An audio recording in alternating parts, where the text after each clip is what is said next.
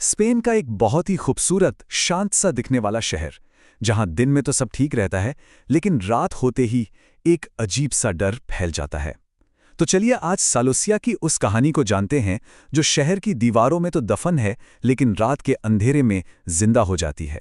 दिन के उजाले में सालोसिया को देखें तो ऐसा लगता है जैसे किसी पेंटिंग से निकल कर आया हो।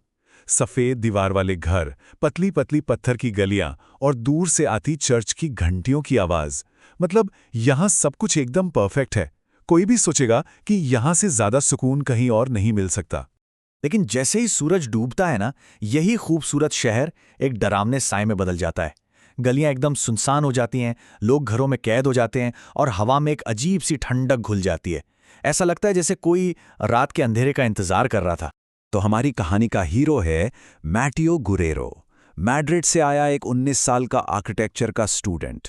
वो सालोसिया की पुरानी इमारतों की बनावट को स्टडी करने आया था, पर उसे क्या पता था कि वो इमारतों से कहीं ज्यादा पुराना एक ऐसा राज खोलने वाला है जो सदियों से इस शहर में दफन है।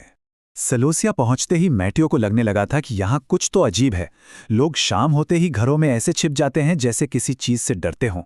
इसी उधेड़बुन में घूमते घूमते वो शहर के एक पुराने कब्रिस्तान पहुंच गया, और वहां उसकी नजर पड़ी एक टूटे हुए शादी के मेहराब पर। एक कब्रिस्तान में शादी का मेहराब, ये देखकर उसके मन में कई सवाल उठने लगे। उस कब्रिस्तान से लौटने के बाद ही मैटियो के साथ अजीबोगरीब चीजें होनी शुरू हुईं। कोई ऐसी शक्ति थी जो अब उसकी जिंदगी का हिस्सा बनने वाली थी। एक ऐसी शक्ति जो उसे डराने वाली थी। उस रात मैट्यो अपने कमरे में था जब उसे बाहर से कुछ आवाजें सुनाई दीं। हल्के कदमों की आहट, जैसे कोई चल रहा हो। जब उसने खिड़की से झांका तो उसे गली के आखिर में एक सफेद साया सा दिखा, जो पलक झपकते ही गायब हो गया। पहले तो उसे लगा कि ये उसका वहम है, लेकिन उसका दिल बहुत तेजी से धड़क रहा था। अगली रात वो आवाजें और भी पास से आने लगीं। ऐसा लग रहा था जैसे कोई ठीक उसके दरवाजे के बाहर खड़ा हो। जब उसने हिम्मत करके खिड़की खोली तो बाहर पत्थर की सड़क पर गीली मिट्टी के पैरों के निशान थे, और वो निशान सीधे कब्रिस्तान की तरफ जा रहे थे।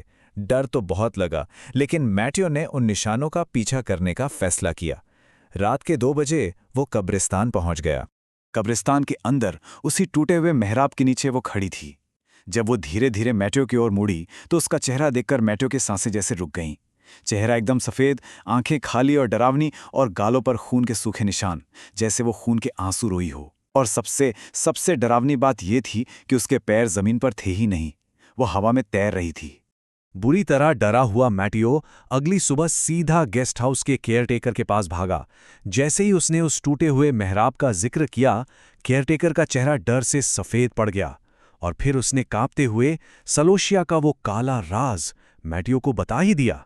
ये कहानी है 1889 की। इजाबेला रोमेरो नाम की एक दुल्हन की शादी उसी जगह पर होने वाली थी, लेकिन उसका दूल्हा हावियर उसे धोखा देकर किसी और के साथ भाग गया।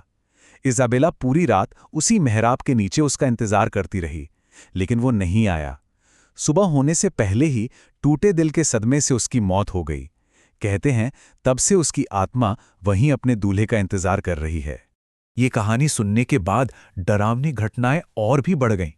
कदमों की आवाज अब मैटियो के दरवाजे के ठीक बाहर आके रुकने लगी थी। बुरी तरह डरा हुआ मैटियो मदद के लिए शहर के पादरी के पास भागा। उसे लगा शायद वही कोई रास्ता बता सकते हैं। पादरी ने उसकी पूरी बात सुनी और उसे सिर्फ एक सवाल पूछा, जब तुम पहली बार कब्रिस्तान गए थे तो क्या वहां से कुछ उठाकर लाए थे? ये सुनते ही मैट्यू को याद आया, हाँ, उसने उस टूटे हुए मेहराब से कुछ सूखे हुए फूल उठाए थे। ये सुनना था कि पादरी के चेहरे का रंग उड़ गया। उन्होंने जो कहा उससे मैटियो के पैरों तले जमीन खिसक गई। उन फूलों को उठाकर मैटियो ने अनजाने में खुद को उस आत्मा के लिए उसके दूल्हे के रूप में चुन लिया था।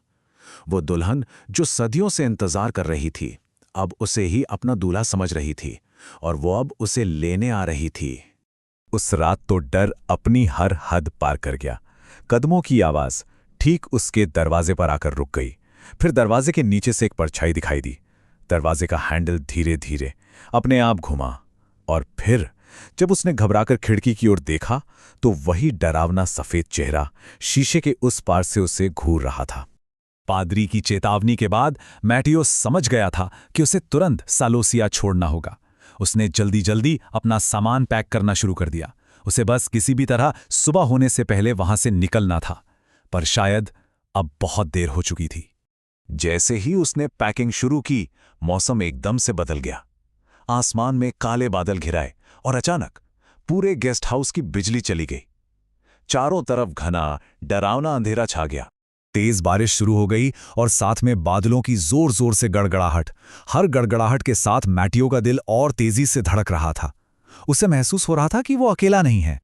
और फिर अचानक बादलों के बीच से बिजली की एक तेज चमक हुई, जिसने एक पल के लिए पूरे कमरे को रोशन कर दिया। उस एक पल की रोशनी में मैथ्यू ने जो देखा, उससे उसकी चीख निकल गई। वो दुल्हन ठीक उसके सामने खड़ी थी।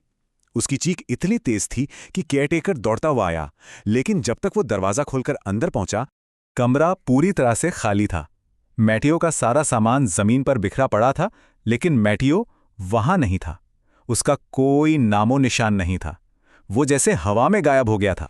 कई घंटों की खोजबीन के बाद मैटियो की लाश मिली, उसी कब्रिस्तान में, उसी टूटे हुए शादी के मेहराब के नीचे। उसका पूरा शरीर गीली मिट्टी से सना हुआ था। शहर के लोग मानते हैं कि मृत दुल्हन ने आखिरकार अपना दूल्हा ढूंढ ही लिया और उसे हमेशा के लिए अपने साथ ले गई। ये कहानी हमें सोचने पे मजबूर कर देती है कि क्या उस रात इज़ाबेला का सदियों का इंतजार खत्म हो गया था, या फिर वो आज भी सालोसिया के उन सुनसान गलियों में किसी और अनजान चेहरे की तलाश में भटक रही है।